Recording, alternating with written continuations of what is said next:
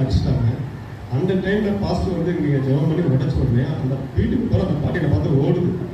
So இப்போல்லாம் வந்து நல்லா ஜெபம் பண்ணிட்டு இருக்கேன். நல்லா காலையில் எழுந்து ஜெபம் பண்ணிட்டு சர்ச்சுக்கு கரெக்டாக வந்து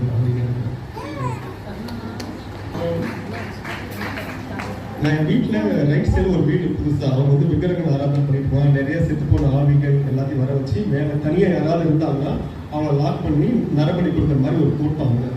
எனக்கு தெரியாது.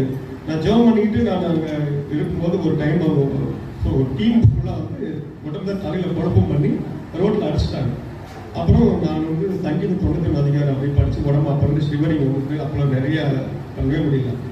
இங்கே ஐயா ஃபஸ்ட் டைம் வந்து நான் ஜெபம் பண்ணி அந்த கட்டெல்லாம் சார் வந்து உடைச்சப்பட்டு அந்த வீட்டுக்கு போகிறேன்.